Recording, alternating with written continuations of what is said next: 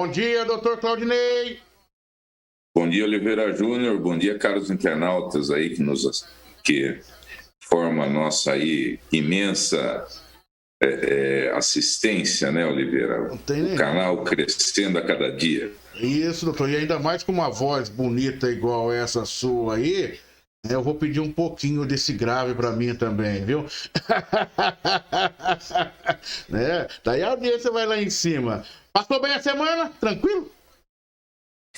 Oliveira, eu tô de molho, né? Tô no estaleiro aí, tudo sob tratamento médico, então a questão é repouso e paciência, né? Tá certo. Então, tendo aí um período bem interessante aí em que eu posso ficar aí acompanhando aí através aí da internet, da televisão, aí algumas coisas que estão acontecendo pelo Brasil afora, pelo mundo também. Maravilha. Então, uma rápida recuperação, mas sempre está com a gente aqui pelo carinho que tem com a nossa audiência. Doutor, me chamou a atenção essa matéria, porque eu nunca tinha visto esses números, né? É uma matéria do UOL que mostra o seguinte, que em dezembro de 2017, em meio a uma disputa com o Comando Vermelho, pelos domínios dos presídios das rotas do tráfico no Brasil, o PCC, o primeiro comando da capital, afrouxou as regras de batismo de novos membros. A meta era atingir 40 mil criminosos filiados à organização criminosa. Um documento do Ministério Público levantado pelo UOL mostra que o PCC não só alcançou a meta dos 2 anos depois, como atingiu mais que o dobro de membros. A maior facção criminosa do país tinha 112 mil membros no ano de 2019. A estimativa feita pelo Ministério Público consta em uma denúncia oferecida à Justiça contra integrantes do PCC acusados de pertencer à célula a Bonde 14, responsável pelo tráfico de drogas em diversos bairros do extremo da zona leste paulistana. A Justiça aceitou a denúncia e o processo tramita em fase final. Os réus respondem por associação a criminosos, associação à organização criminosa e associação ao tráfico de drogas. Segundo investigações da Polícia Civil, a célula arrecadava 3 milhões de reais por mês ou 100 mil reais por dia com a venda de entorpecentes. Trouxe essa matéria justamente para tentar compreender contigo esses cenários desse verdadeiro exército do crime aqui em termos de números de elementos que compõem essa organização criminosa. Como que você vê? Para você ter uma ideia, né? Nós aqui, um modesto canal de notícias, capitaneado aí por você, aliás, muito bem capitaneado, nos preocupando com problemas reais do Brasil, enquanto outras emissoras de TV se preocupam com pessoas honestas e cumpridoras da lei que ajudam o governo na caça, no controle da população de javali, né? Olha que disparidade, né? É bom estar fazendo parte do jornalismo que pisa na realidade. Oliveira, focando exatamente no assunto facção criminosa, é de assustar que o governo, maiormente o governo do Estado de São Paulo, durante um tempo, ele orientou todos os seus agentes e influiu até para que o judiciário não reconhecesse a existência da facção criminosa PCC. Houve uma negação, houve uma operação avestruz. Vamos enfiar a cabeça no buraco para ver se o problema passa, né? Se o problema deixa de existir. E, em termos de estratégia, toda vez que a gente não ocupa espaço, isso é feito pelo inimigo. E nós precisamos entender que o crime organizado, o crime de uma forma geral, é o grande inimigo da sociedade. Então, durante muito tempo houve essa negação. Não existe crime organizado no Estado de São Paulo. O que existe é aí uma reunião de bandoleiros aí.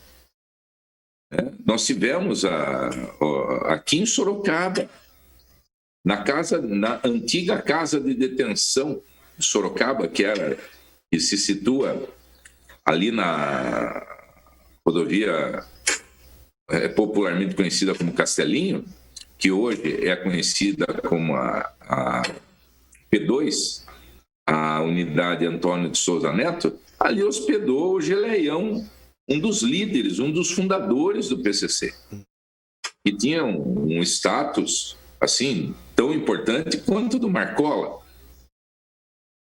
Mas o PCC não existiu, não existia. Existia essa negação do poder público, orientando inclusive as polícias a não mencionarem o PCC como uma facção criminosa. E hoje nós vemos que eles extrapolaram as fronteiras do Brasil. Ele tem ramificação nos países da América Latina todos. Não podemos negar isso.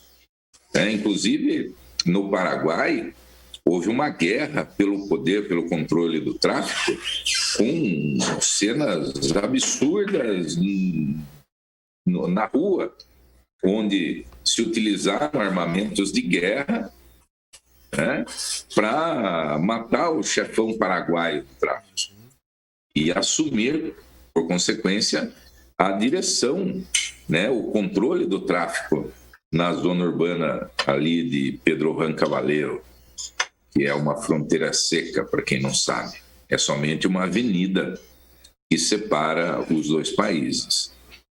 Há notícias, inclusive, da ramificação do PCC na Europa para coordenar exatamente o tráfico transnacional, junto com a Europa, porque aqui nós temos a América Latina, uma zona produtora de cocaína, e o produto precisa chegar ao destinatário final. Existe essa situação, a polícia europeia como um todo, ela age com mão de ferro, então isso faz com que muitas vezes se aplique uma lei simples de mercado, Quanto maior a oferta, quanto maior a oferta, cai o preço. Lá está acontecendo exatamente o contrário, Como existe uma intensa procura e a demanda, a fiscalização faz com que haja uma pouca oferta, o preço da droga lá na Europa, ele é muito maior do que aqui. No Japão, então, nem se fala. Nos países da Ásia, como, por exemplo, Singapura, inclusive nós tivemos aí um episódio que envolveu um brasileiro condenado à morte por tráfico de entorpecentes. O valor do entorpecente é absurdo. Então, quer dizer, existe uma procura pelos malfeitores em tentar colocar a droga nesses países e obter aí um lucro muito maior do que na terra produtora. O PCC também precisa, nós precisamos ter os pés no chão, que como todo filme de mafioso que a gente assiste, existe aí um desejo dos criminosos por legalizarem suas atividades, Porque ele precisa ter aquele dinheiro limpo. Então aí existe a figura da lavagem do dinheiro do tráfico através de negócios supostamente ilícitos.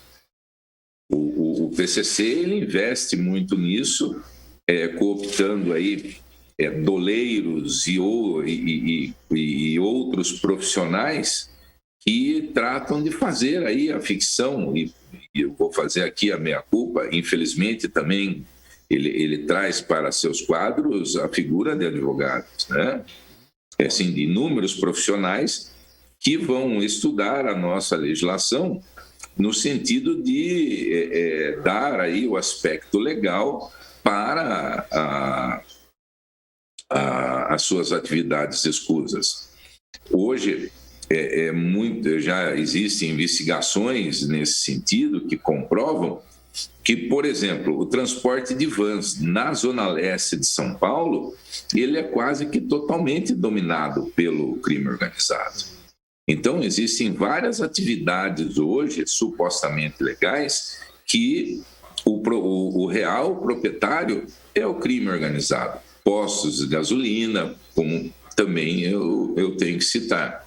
Então, existem muitos negócios que a gente sequer sabe, que a gente os tem como legais, mas na realidade são operados pelo crime organizado em uma tentativa de fazer a legalização do seu dinheiro obtido com o tráfico. Perdemos essa guerra para o crime? Olha, Oliveira, nós, como eu disse, qualquer momento sem ação do Estado é um momento com ação do crime. Então, já de longa data, o Estado, esse monstro paquidérmico que se move na velocidade de uma lesma, faz com que, infelizmente, a gente vai perdendo dia a dia essa guerra. E não é só pelo fato de não instituir políticas públicas de combate ao crime organizado. Perde a guerra também, Oliveira, por um projeto absolutamente maquiavélico daquele que ocupa, não só agora, anteriormente também, o trono do Palácio dos Bandeirantes, na medida que ele vem desabilitando as forças policiais, maiormente a Polícia Civil, que é a polícia que detém a capacidade investigatória. A Polícia Militar não realiza investigação, Guarda Municipal não realiza investigação. A polícia responsável pela investigação é a Polícia Civil. Pra você ter uma ideia, Oliveira, só para você ter um dado, e os nossos internautas vão ficar chocados. Em 1989, a Polícia Civil ela dispunha de aproximadamente 35, 40 mil membros, entre delegados, investigadores, escrivães, motoristas policiais, que hoje são chamados de agentes, houve uma mudança na nomenclatura, carcereiros. Então, a gente tinha 35, 40 mil servidores. Hoje, nós não atingimos a soma de 23 mil, 22 mil. Quer dizer, ao invés de crescer, nós diminuímos com o tempo.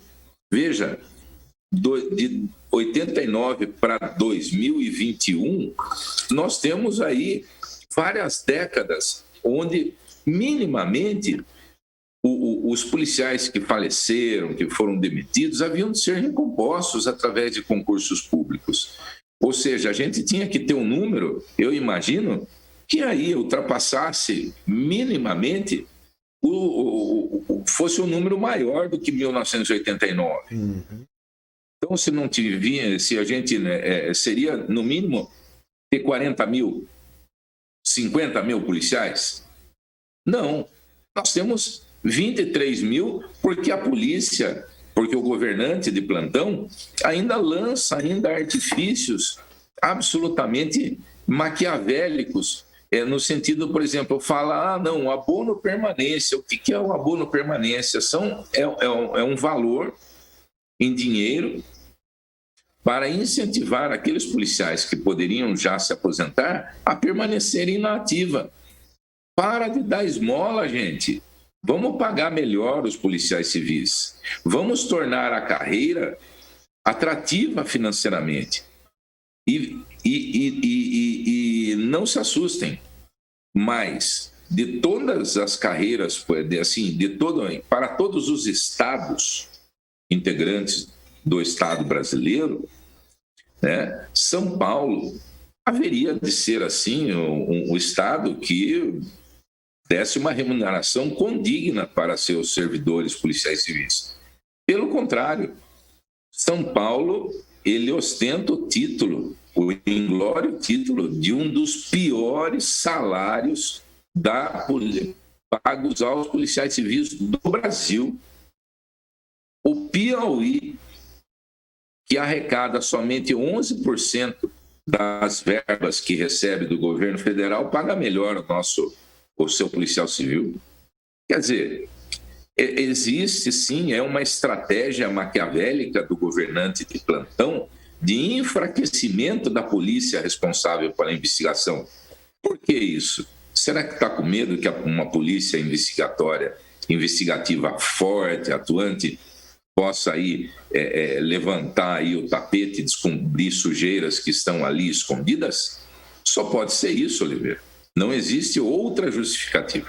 Enquanto não se investem nas nossas forças de segurança, o crime vai tomando e ocupando espaço, né, doutor Claudinei? Conforme nós temos aqui esse documento do Ministério Público, num levantamento do UOL, que mostra que o PCC não só alcançou a meta em 2 anos depois, como atingiu mais que o dobro de membros. A maior facção criminosa do país tinha 112 mil membros no ano de 2019. Em dezembro de 2017, em meio a uma disputa com o Comando Vermelho pelos domínios dos presídios e das rotas de tráfico no Brasil, o PCC, primeiro comando da capital, afrouxou as regras de batismo de novos membros. A meta era atingir 40 mil criminosos filiados à organização criminosa, e conforme esse documento, hoje temos 112 mil. Isso, último levantamento em 2019. Doutor Claudinei, prazer imenso tê-lo conosco mais uma vez. Creio que tratamos de um assunto que pouco se discute no dia a dia,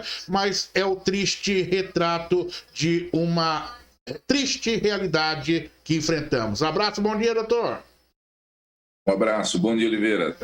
Um bom dia a todos os nossos internautas. Doutor Claudinei Fernando Machado, na nossa bancada de formadores de opinião independentes.